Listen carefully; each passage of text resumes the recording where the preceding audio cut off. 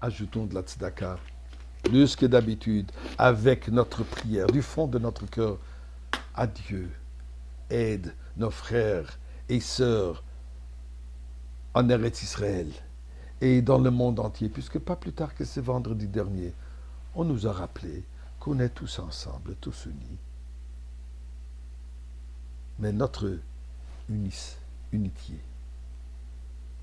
est par la positivité, par l'amour, pas par la haine. Eh bien, je voudrais partager avec vous un article que j'ai lu de la rabbinite Weisberg, écrit en anglais, traduit en français, qui mérite d'être partagé. Comme beaucoup d'entre vous, elle écrit, je me sens dépassé par les ténèbres qui m'entourent. La guerre en Israël fait rage. Les tirs de roquettes sont incessants. Et les images horribles de nos otages sont gravées dans mon esprit. Je regarde nos braves soldats, dont beaucoup ont l'air de juste sortir du lycée, des yeshivot, se préparer courageusement au combat. Ces moments sont accablants. Mais à côté de toute cette obscurité, j'ai vu un autre modèle émerger lentement. Il est brillant dans sa lumière. Regardez autour de vous et vous le verrez aussi. Mes flux de médias sociaux et les groupes de discussion de mon quartier sont inondés d'actes de lumière les plus précieuses,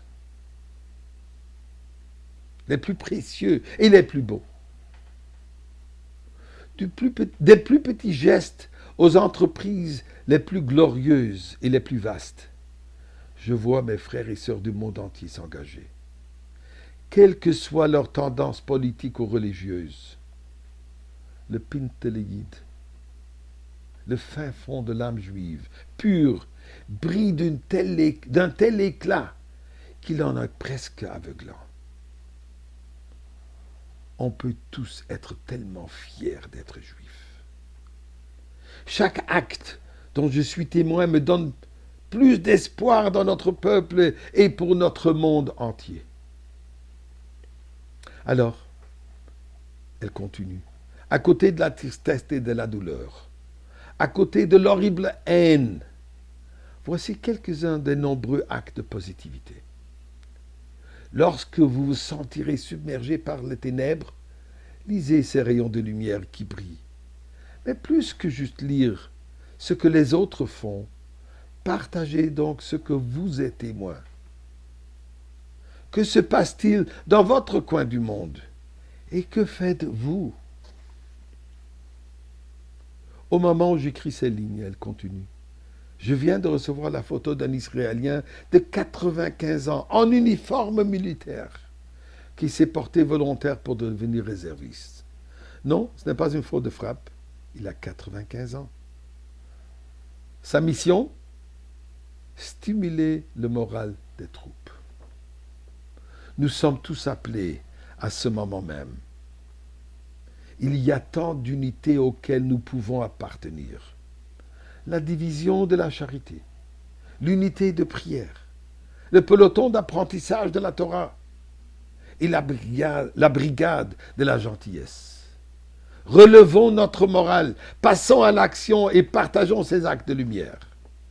Et permettez-moi de commencer, et elle liste, une longue liste, qui est certainement même pas un pourcentage de ce que existe. Mais ce sont quelques exemples. Un juif religieux qui a préféré garder l'anonymat se tenait tranquillement près du comptoir d'El Al à l'aéroport Kennedy de New York. Et toute personne qui lui présentait un avis d'appel de l'armée israélienne voyait son billet de voyage payé. Il a payé 250 billets. Texte transformé d'une femme en Israël dont le nom est Tzipora Dahan.